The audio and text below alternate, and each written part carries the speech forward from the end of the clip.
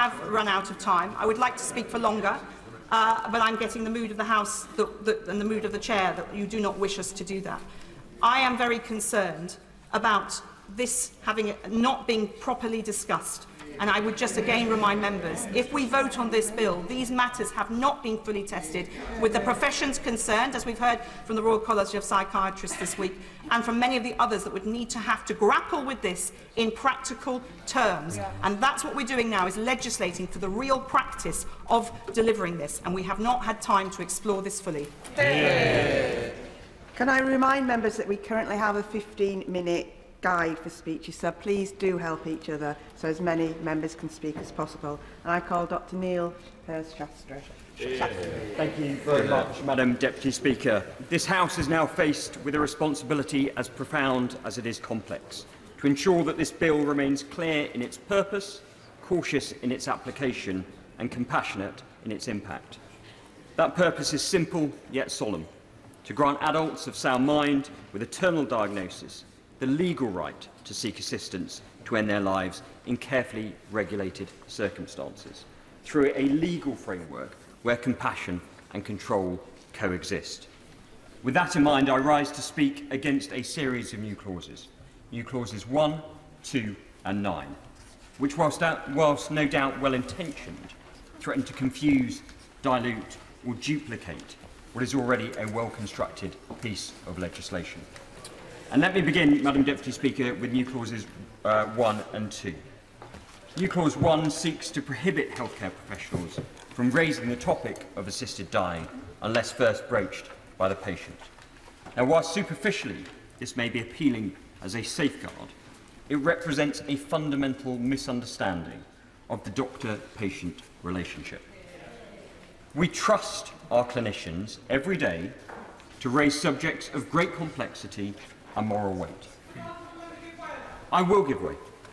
You agree with me then that, Freds, unfortunately, for some of our constituents up and down the country, they don't trust our clinicians. They have grave concerns about the way that they are treated because they feel that they do not have the level of equality within our NHS, which is sadly the case, and it was explained and shown during COVID. I'm grateful to the honourable member for that intervention. I fear there is some rhetoric that engenders a fear around the medical profession that is misplaced. Those are not my experiences from clinical practice, nor of those of family members. I will give way in a moment, if I may. Those are not my experience in clinical practice or those of my family members who have worked in it. We must trust our medical professionals, who are highly trained and capable individuals, to have these difficult and complex conversations that they do every day on issues such as aggressive chemotherapy or the withdrawal of ventilation. I will give way to the honourable member first. Thank you. Like myself, the honourable member sat on the Bill Committee, and he heard, like I did, that if you have a learning disability, you are 5 times more likely to have a do not resuscitate order placed on you during the pandemic. So did he hear that evidence, and why did he not therefore agree with it? I'm grateful to the honourable gentleman for his intervention. These are complex conversations that take place up and down the country every day. We know they're taking place in St Thomas's at this moment.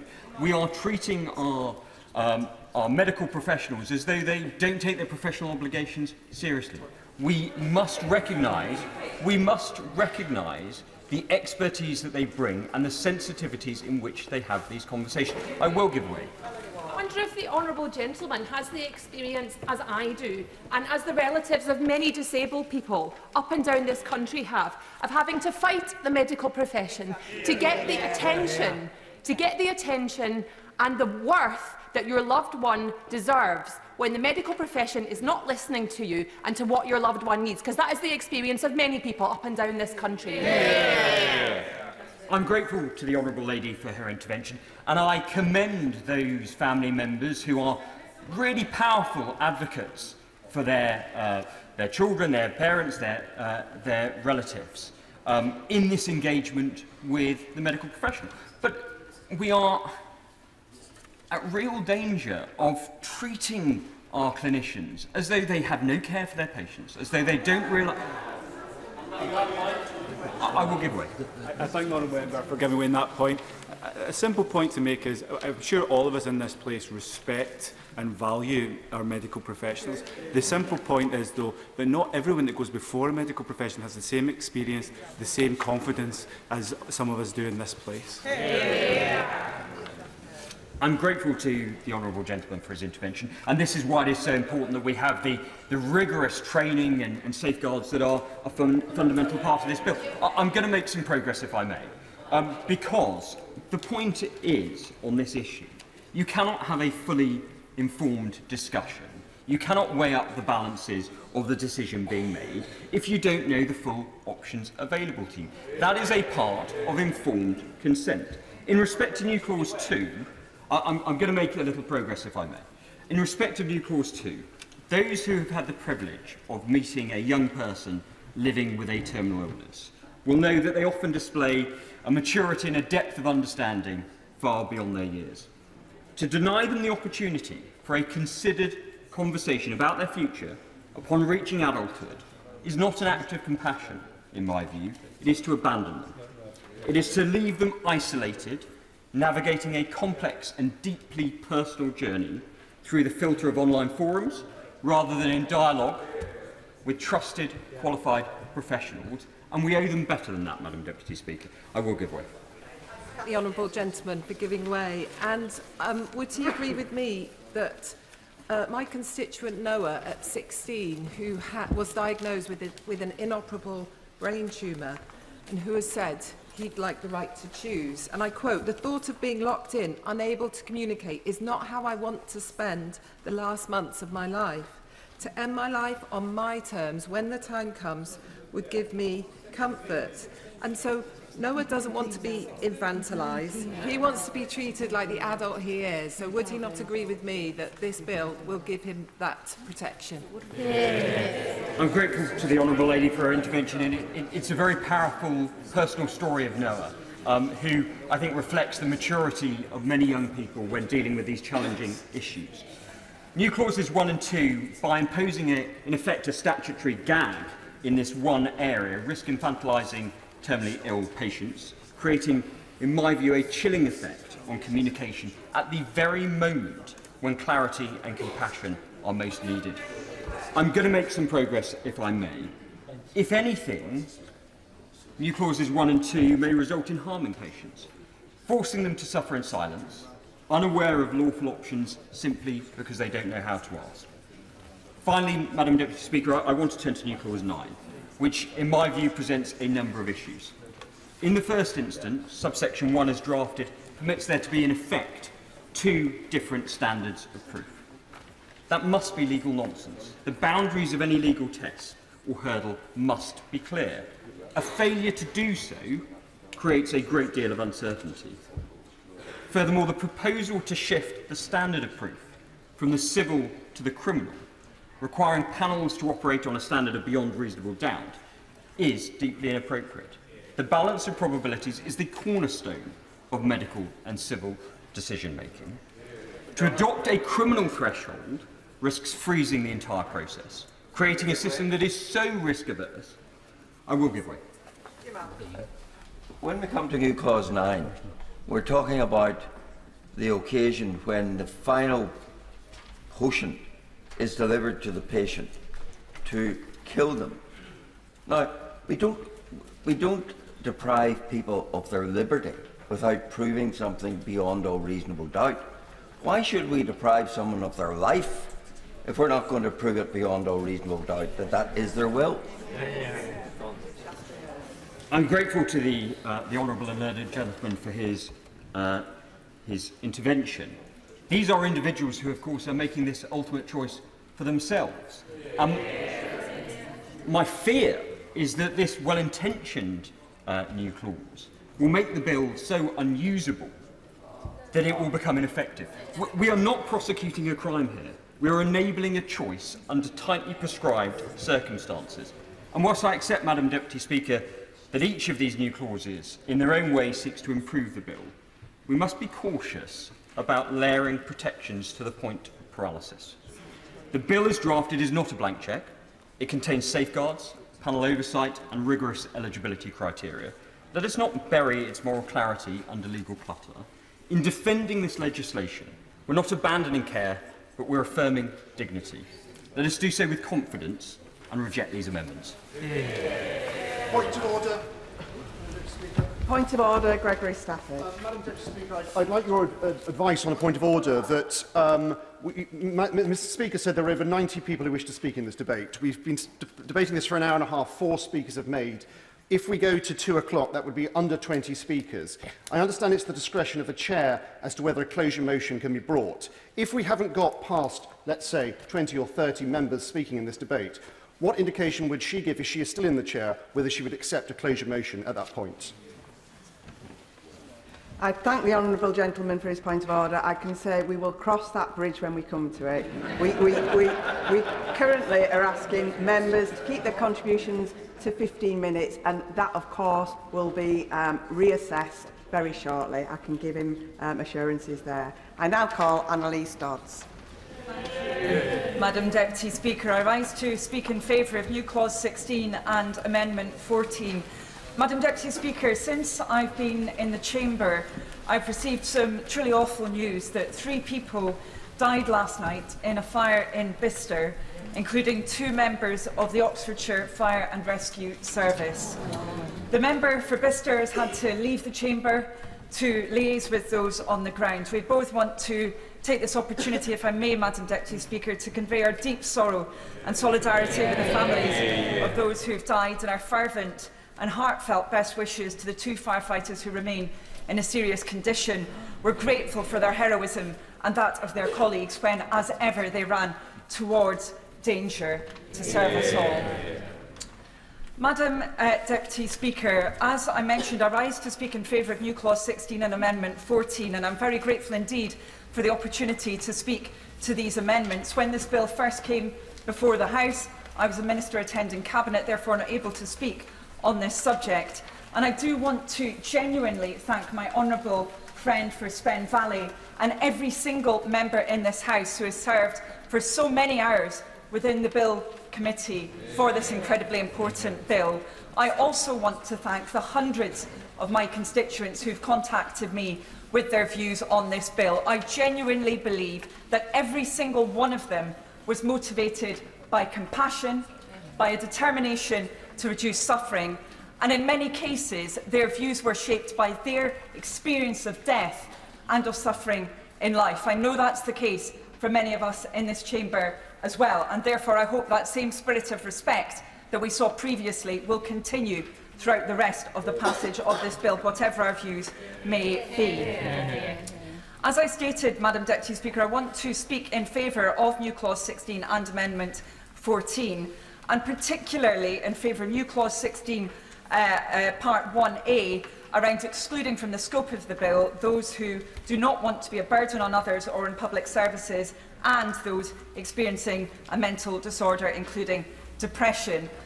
When it comes to the former, we have obviously already had a discussion, even just this morning, about whether international analogies are indeed appropriate to be mentioned. They will, of course, be instrumentalised by those who have different views about this important subject. I have to say, Madam Deputy Speaker, I personally have found survey evidence from the Oregon example in relation to people expressing that they felt they were a burden to be highly compelling. I do not believe that indicates that was the primary reason why they sought assisted dying, but I do believe that it's an important piece of evidence we need to take into account. I also believe, Madam Deputy Speaker, that we need to look at where situations of people potentially subject to coercion have been evaluated by professionals in our society and where we might be concerned about the outcomes of this. And here, I do want to ask for members' understanding. Happy to give way. The point she has just raised. So the Oregon example suggests that 47 people in 2023 who opted for assisted dying as one of their primary motivations was that they felt they were a burden to others. Doesn't that cause great concern for everybody here? And doesn't it undermine the argument that to pass this bill on the grounds of autonomy isn't accurate, because it then affects the autonomy of people who will self-coerce? So I personally believe that it does. Madam Deputy Speaker, I have heard countless times the phrase that I do not want to be a burden. I've heard that time and again. I know members will come to different conclusions about whether that is sufficiently excluded through this bill. I believe it needs to be actually on the face of the bill so that we can ensure that it is not covered by its scope. When it comes to... yes, we'll give way. Very grateful for the Right Honourable Lady giving way. I put forward a proposed amendment to ensure that the that the self-defined responsibility to have assisted dying did not become a rationale. What is her view on the impact of intersectionality on this? We know that a number of people who don't, in practical terms, have full control over their lives. The Right Honourable Lady, the Mother of the House, made the point about people, particularly from ethnic minorities, particularly women from ethnic minorities, who are often pushed around by their families, their wider society, will be particularly at risk from the gentle advice or suggestions from authority figures that they will be overly deferential towards, and in doing so lead them, I think, into a very dangerous position. Thank you, Madam Deputy Speaker. I do agree with the Right Honourable Gentleman. I further believe that it is exactly those individuals who would be more likely to be subject to coercion from others, and I'm afraid that the evidence does indicate that. We can see that, sadly, when it comes to the experience of our courts from so-called mercy killings. I appreciate that many members in this chamber would not want that example to be used in the context of this discussion. Of course, we're talking about something very different when it comes to those court cases. Nonetheless, I do believe it's instructive that in those cases we've had highly trained legal professionals who've often described the actions, particularly of former partners, as motivated by compassion. But then, when the circumstances have been investigated in detail, we've seen evidence of substantial amounts of coercion and abuse. I do think it's important we consider that now. Would she give way on that point? Yes, I will. I thank her for giving way. Is she reassured by the fact that within the bill there is a criminal offence created around coercion and pressure, which doesn't exist at the moment? So those victims of domestic abuse, or indeed anybody else, no one is checking for coercion when they take their own lives under desperate circumstances. Thank you, Madam Deputy Speaker. I'm very grateful to my honourable friend for making that point. I believe the bill has been substantially improved through the many amendments that she has set out and other members. I know these issues were discussed in detail within the bill committee, but I have to be honest that the prospect of a prosecution sadly often has not been sufficient to prevent abuse. I note that in the discussions within the bill committee there was mention made by a number of medical professionals to the fact that they believe they often are having to assess whether coercion has taken place, that they believe that they are confident in that assessment, but there's a huge amount of contestation around whether that confidence is rightly placed or otherwise. I thank the honourable member for giving way. Does she share my concern that in the new bill as it's come to the House, where it says there are 3 hours for a panel, and doctors, one doctor and the second doctor, might not actually know the patient or have met the patient, that risk to try and spot that coercion is very limited. Thank you, Madam Deputy Speaker. Yes, I do share my honourable friend's concerns in that regard. And of course, very sadly, Madam Deputy Speaker, we all know how perpetrators of coercion operate, how they can often try and school those subject to that coercion in ways to respond to questioning, try and hide what they are doing from others, and therefore I do believe that is a concern. I wish, yes, maybe one last intervention. I want to make progress so others can speak. Can I thank the honourable lady for giving way? Does she not see that during the bill committee we actually were very, very aware of coercion, and we actually, one of the reasons we had a social worker on the panel of experts is for this very specific reason, and also there is a clause that says that have made their decision to end their own life voluntarily and have not been coerced or pressured by any other person. So it's very clear in the bill, I would say.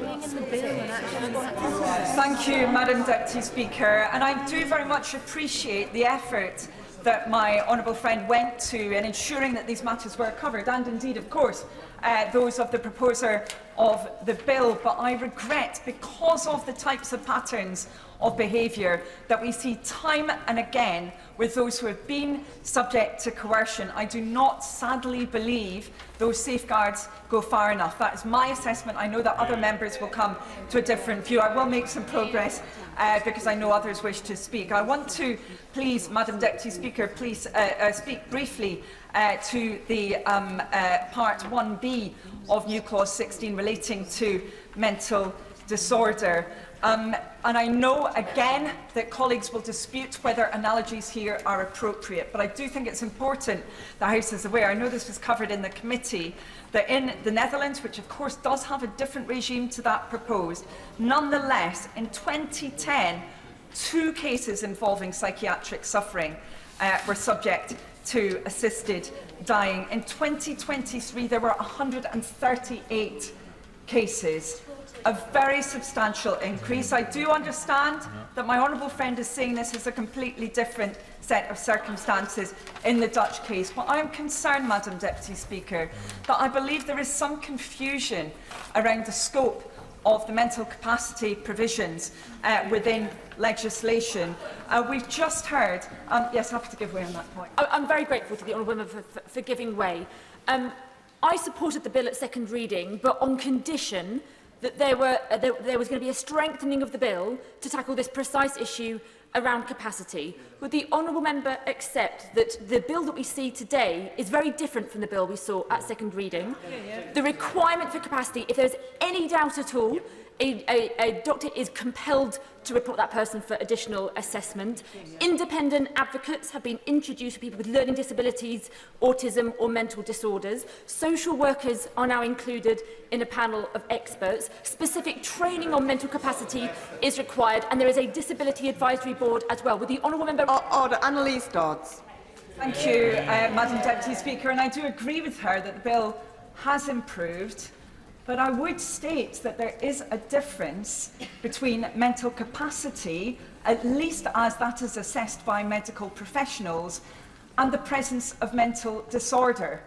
And I know this is a subject that the committee examined at length, but it was very clear from that discussion within the committee that elements which they anticipated would be covered by the mental capacity provisions, such as being able to assess information, being able to make judgments between alternatives, that they would be covered by provisions, but the valuation of those alternatives, which can be impacted by mental disorder, is not part of that process. The reality is, for someone who is subject to a number of different mental disorders, including, for example, sadly, eating disorders, that individual may be highly intelligent. They may well be able to carry out many logical procedures to assess information, but their evaluation of the value of their future life, their assessment of the value of the importance of control, bodily control, related to other factors, is different from that of someone who is not ill. And I believe that issue, Madam Deputy Speaker, has not been fully understood. That's why I will not give way at the moment. That is why, Madam Deputy Speaker, I believe it's important that that exclusion is put very clearly on the face of this bill. I'm happy to give way to my honourable friend. Will my honourable member agree with me that Clause 2, subsection 3, which makes it very clear that by reason only of either disability or mental disorder, no one will be able to qualify for assistance under this Act, unless they also have 6 months terminality and capacity? Thank you, Madam Deputy Speaker, and I am aware of what my honourable friend quite rightly refers to. Of course, any such condition would have to be coterminous with a terminal illness, but I would mention in relation to that, first of all, that of course we know, and I know that the committee thrashed this out for a long period of time, we know that very often depression is present at the same time as a diagnosis of terminal illness. We also know, Madam Deputy Speaker, that concepts such as, in inverted commas, terminal anorexia have now started to be used in certain different contexts. That suggests, unfortunately, that even despite the many protestations that have been made by those who understandably support this bill, there is the possibility that we could see those subject to eating disorders being pulled within the scope of this bill. I'm very pleased that that Amendment 14 would rule that out. I think it's important that it does so, and I think it is really critical that this chamber sends that message as well, given potential confusion around its scope that was mentioned earlier. So, Madam Deputy Speaker, again, I'm very grateful for the opportunity to speak to that new clause and to this amendment. And above all, as I said, I hope we can continue this important discussion, which is so critical for so many of our constituents. Thank you. Father of the House, Sir Edward Lee. Thank you, Madam Deputy Speaker. I wish to speak to new clause 16 and 17. And I think that rather than give my own views, powerful testimony on behalf of someone who actually runs a care home should be heard by the House. And I want to quote as briefly as possible from Dan Hayes, who runs the Orders of St John Care Trust that run care homes in Lincolnshire generally and in my constituency. We believe that the bill as drafted is flawed and the risks to older, vulnerable people residing with social care environments are substantial. We believe that any assumption by those drafting the final legislation that is not intended for use by those living with conditions regarded as part of the ageing process would be mistaken. Any legislation would be immediately tested and assumed to be accessible to such a cohort of people. To that end, we believe that in order to provide the necessary protections to such a vulnerable part of our society, the bill must be explicit in its reference to older people living in residential services, and that is why these new clauses are so important, Madam Deputy Speaker. The bill must take account of the current unfairness and instability at the heart of our social care system, and question whether such legislation can be introduced while such problems exist. The bill must recognise an individual's health and social care professionals' ability to remove themselves from the process of assisted dying is so difficult that specific exclusion of the care home sector should be a feature of the bill. In any case, organisations and sites should be given the ability to exclude themselves from the act of an assisted death without prejudice to their approval as providers of services to the state. And we do have experience of this with regard to Catholic adoption agencies. There is a real risk that some care homes may feel they have to withdraw from this sector. So I carry on quoting. Those that fund their own care pay substantial sums, often saved over a lifetime, including property wealth. These savings will have been set aside for retirement and to pass on to loved ones. Instead, they are used to fund the costs of their own residential care and substantially subsidise the state. We see the real prospect that those that might fit the criteria for assisted dying under the bill, but have no wish to accelerate their death, would feel an immediate dilemma between prolonging their own lives and the future quality of the life of their loved ones. For illustrative purposes, the 6-month period stated within the current bill would equate to between £25,000 and £40,000 worth of expenses borne by an individual paying for their own residential care in the current system. Failings in the system mean that older people who should not be in hospital are held there, causing a burden to the NHS, and local authorities face an ever-growing proportion of funding needed to support social care, without a proportionate increase in funding from central government. I wish to be careful of other people, so I think I'm going to proceed and make this one simple point on behalf of care homes. During the pandemic, we saw the appalling attempts at a widespread use of do-not-attempt resuscitation arrangements for older people. This is a clear demonstration that an existing broken system places a lower value upon the lives of older people than on others.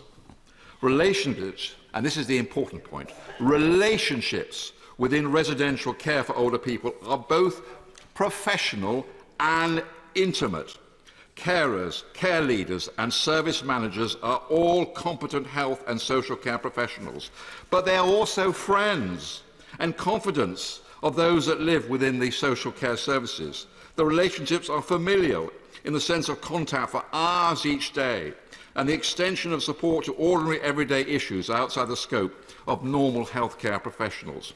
Our employees deliver loving care and build relationships in a way that residents come to depend on and take comfort from.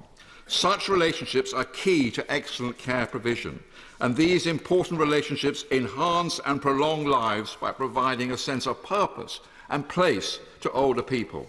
I've been round these care homes, Madam Deputy Speaker. They are fantastic places, such love and such care to the most vulnerable in society, and I carry on quoting. In such a setting, it renders the ability for an individual to refuse to partake as useless. In an environment such as a care home, there is no way in which a professional could be fully, quote, separated from assisted dying. Should a resident find that they work with closely seek to inquire about or make a request. Imagine a scenario where an individual living in social care is at the point where they will be provided with the approved substance to bring about their own death. In a care home, this is likely to be in their own room, which will be in close proximity to many other people, older people, who live within that setting. It will be commonplace and understandable that the magnitude of the event will mean that the individual will wish to have company and comfort up to and immediately before and during the period when the substance is taken. A request for the company of a care professional will create a substantial moral dilemma for that person, profoundly so that if they are individually opposed to assisted dying, this is a sort of choice and a sort of pressure on these loving care workers that they will have to make. Even where they are not, it will mean that they will intimately witness the death of someone with whom they have a strong bond, with that death having come about through facilitation rather than naturally. Imagine that pressure on those workers in that care home, Madam Deputy Speaker. The scenario is made worse by the prospect of an assisted death not resulting in a quick nor painless death. There are examples from other jurisdictions of significant complications leading to painful deaths and deeply traumatic experiences for loved ones. Social care professionals should not be exposed to the risk of such experiences. So finally, in conclusion, we ask this House of Commons to consider the unworkable nature of individual exclusion from the processes of assisted dying in social care environments. Consequently, specific exclusion of the care home sector should be a feature of the bill. In any case, organisations and sites should and must be given the ability to exclude themselves from the act of assisted death. Thank you, Madam Deputy Speaker, and I rise today to speak in support of new clause 10, which is about choice. In fact, the bill is about choice. Choice at the end of life, choice to have a dignified death, choice that is currently being denied to many in untreatable, excruciating pain at the end of their lives, choice that the majority of this country want for themselves. And this new clause is in that same spirit. It offers practitioners a choice by ensuring there is no obligation on any person to provide assistance to a terminally ill adult seeking an assisted death. Terminally ill adults such as my constituent Amy's grandmother, who repeatedly asked Amy, when will it end, from the bed in her hospice, where despite the very best efforts of staff, they were medically unable to treat her constant pain and legally unable to make good on her wish to, in her own words, to be helped to go. The previous version of the bill allowed for doctors to choose not to participate in the assisted dying process if they so wished. This new clause improves the bill, extending that to all registered medical practitioners, health professionals, social care professionals, pharmacists and pharmacy technicians. And it also makes clear that no person is under any duty to act as a witness in the process or a proxy in the process.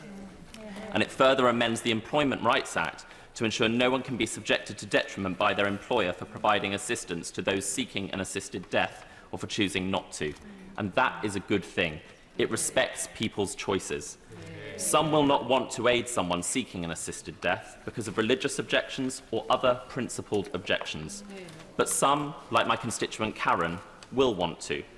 Karen wrote to me setting out her father-in-law's terminal diagnosis of a brain tumour, his fear of losing control of mental and bodily functions as his condition progressed, and his hope that the bill would pass in time for him to benefit from it. But Karen is not simply a relative of a terminally ill person. She spent years working in palliative care, watching people lose their independence and dignity as a result of their terminal illness, with patients asking her how they can end the suffering for both themselves and their families. She was heartbroken to witness their distress and pain over days, weeks, or even months, knowing that there was nothing that could be done for them. In their painful final stretches, some felt suicidal, some felt a burden, and for that reason, I must oppose new Clause 16, which would rule ineligible for assisted dying anyone who is substantially motivated by a number of factors, including feeling a burden or suicidal ideation. Firstly, I'll give way. I'm surprised by his objections to new Clause 16, given that we were assured throughout this bill only applied to people who were terminally ill with 6 months to live. Is he really saying, therefore, that he doesn't want a new clause which says that, which rules out from assisted death people who feel they will be a burden on others, people with mental disorder, and people with disability? Is he really saying that? Because his argument for choice is exactly the argument that in other jurisdictions led to the expansion of assisted death to just those kinds of people. I'm very grateful for that intervention because it allows me to continue making the argument which will address those points. Because firstly, substantial motivation is vague, undefined and legally imprecise. And this clause is a blunt instrument and an attempt to shut the door on entire groups of people accessing an assisted death. Because how would one establish what a substantially motivating factor in any individual case is? No motivation exists in a vacuum, and feeling a burden can coexist with physical deterioration and untreatable pain. Secondly, if suicidal ideation is to think about dying by taking one's own life, would that not encompass everyone considering assisted dying? On that point, I'll give way. I thank my honourable friend for giving way, and I think today of Norman Ward, who in 2020 shot himself while terminally ill because of the terrible pain that he faced. Would my honourable friend agree that this clause, Clause F, of this amendment would be that Norman Ward would be unable to access the choice that would ensure that he would end his suffering? I do agree with my honourable friend, and similarly, I cannot support Amendment 102, which requires doctors to ensure there are no remediable suicide risk factors before conducting a preliminary discussion with a patient. There is no clear legal or clinical definition of the term remediable suicide risk factor, and the bill already includes multiple checks on mental capacity and mental illness, including by independent doctors and a specialist panel. The vagueness of this amendment risks wrecking this much-needed bill. I emailed Karen again yesterday to ask if I could refer to her in this speech. Her father-in-law had sadly died in the time that had passed between her initial email and our exchange yesterday. This bill wasn't passed in time for him, and he couldn't benefit from it. But Karen hoped that his story could make some small contribution to changing the law. There don't need to be more people in Karen's father-in-law's or Amy's grandmother's position. They can have choice at the end of life. And our brilliant palliative care workforce, like Karen, can have choice on the kind of care they provide to. I must make progress, I'm afraid.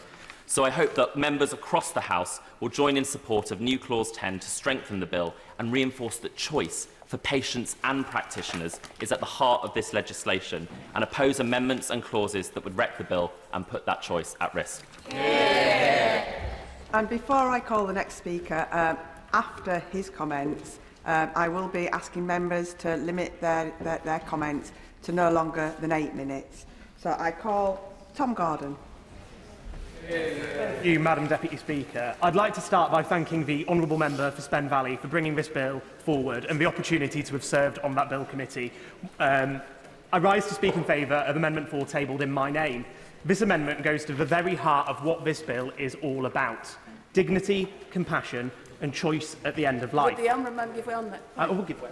Thank you. And my honourable friend is quite right to point to the compassion and fairness that is rightly at the heart of this bill for those terminally ill. But will my honourable friend agree with my constituents who would like to see this extended to those terminally ill with motor neuron disease and neurodegenerative disorders, so that they have choice and dignity too by extending the eligibility period? I thank my honourable friend for that comment. And I think what was really interesting is the way in which the debate was conducted at second reading. and the Bill Committee and how we were meant to be having that respectful debate, and it's disappointing to hear comments already from opponents. This amendment seeks a simple yet crucial change to extend the eligibility period for those with neurodegenerative conditions from 6 months to 12 months. This is a change that's already reflected in legislation in 5 of 6 Australian states. My amendment mirrors their wording and is not based on conjecture, but on medical reality, international precedent, and most importantly, the lived experiences of those facing some of the most harrowing diseases imaginable. This amendment does not expand the bill's reach beyond terminal conditions.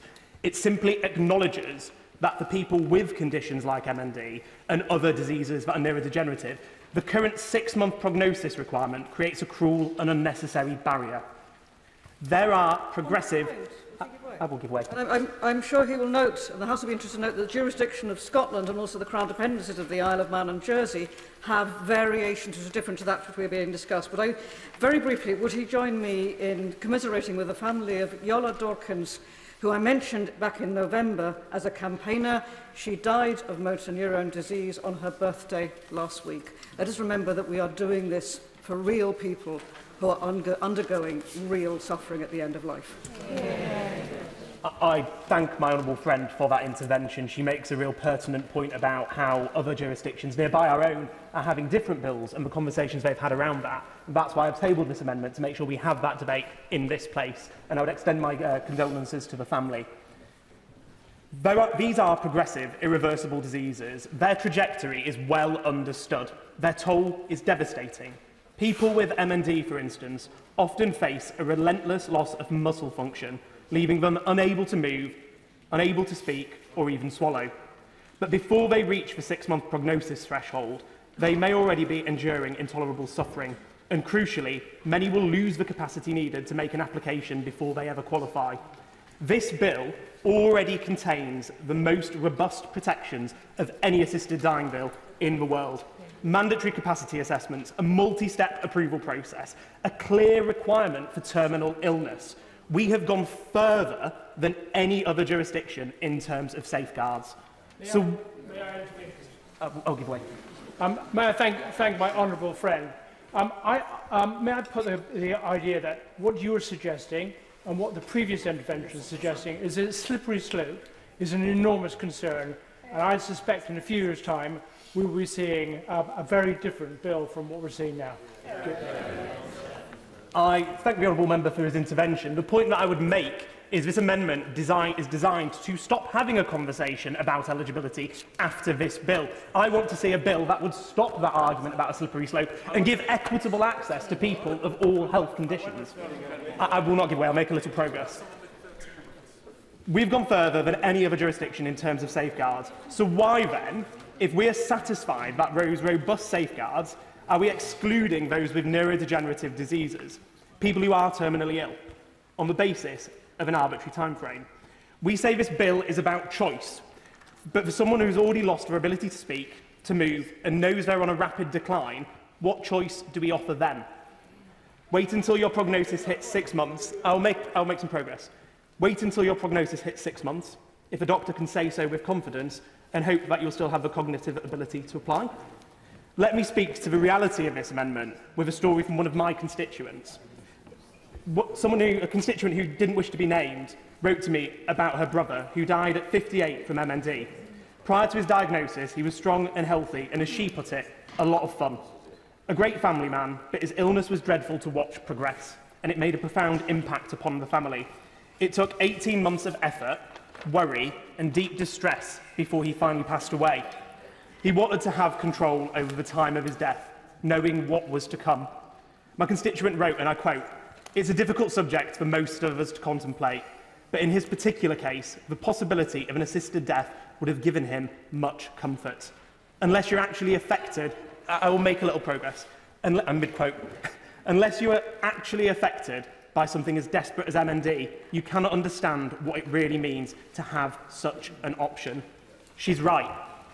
We can debate legal safeguards, ethics and precedents all day in this chamber, but for those living with devastating diseases, this isn't theoretical, it's personal, it's urgent and it's real. Would the honourable member give way? and will give way.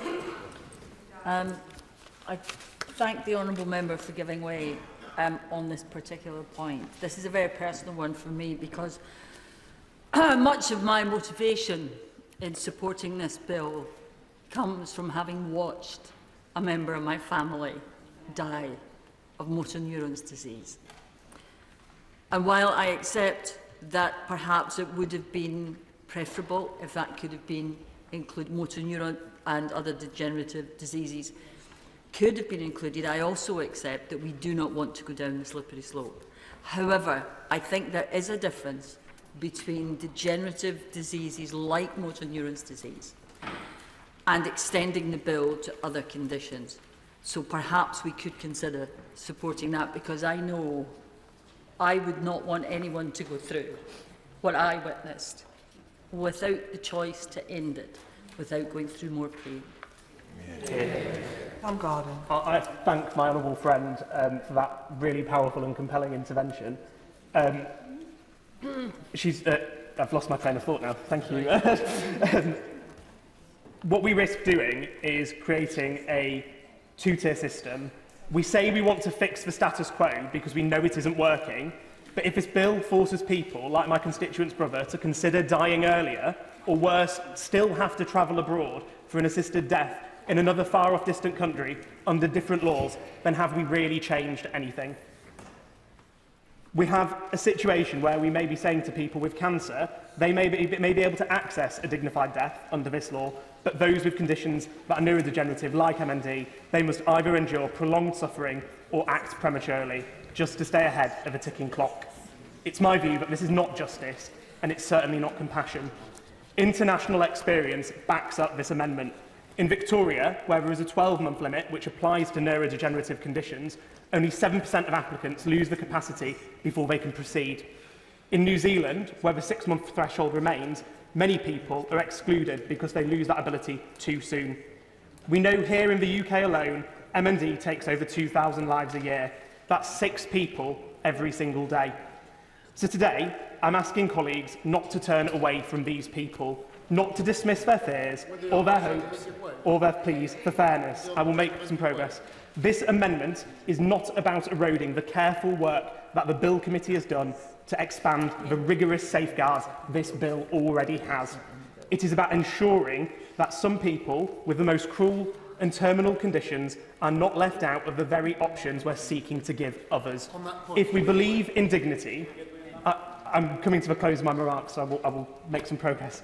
If we believe in dignity, let us make it so dignity includes everyone. If we believe in autonomy, let us not deny it to those who may lose their voice tomorrow.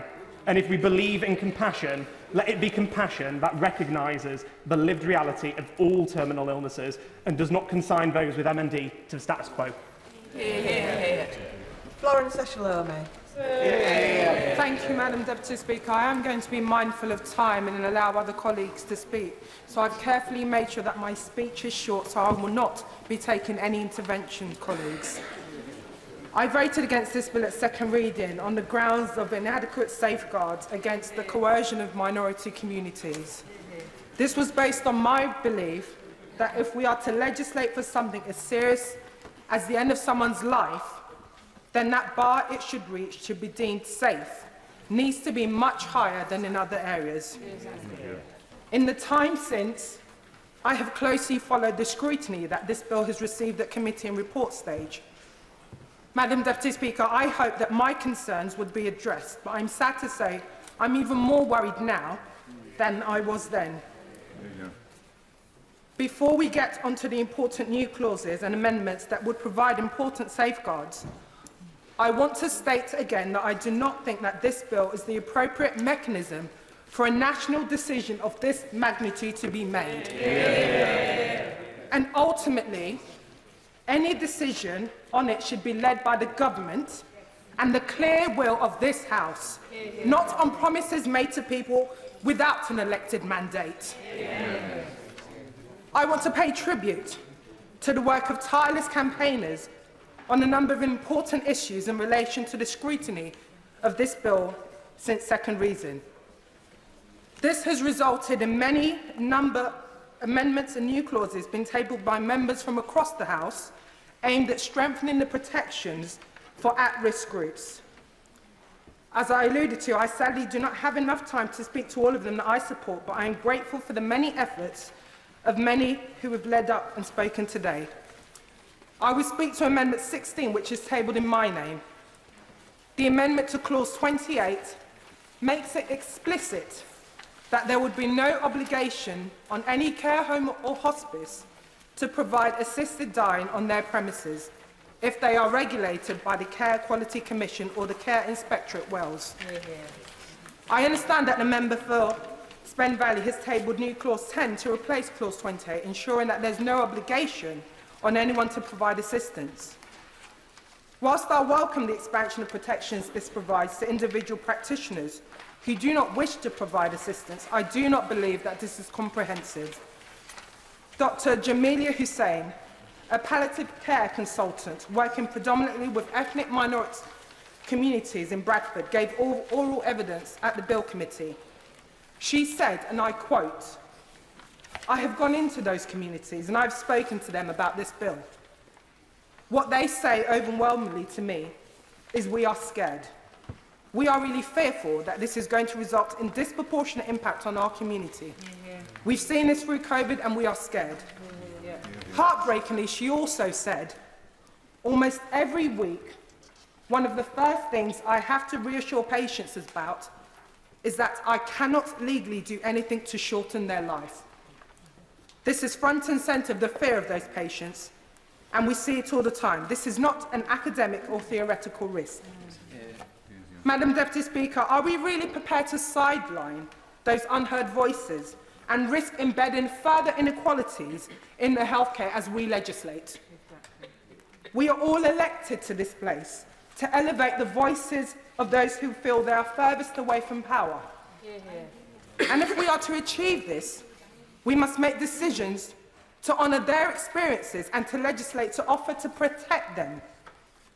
But if hospices are unable to opt out of providing assisted dying as a collective policy, then the people who already feel ignored by the healthcare systems are more likely of fearing accessing the care they need at the end of their lives.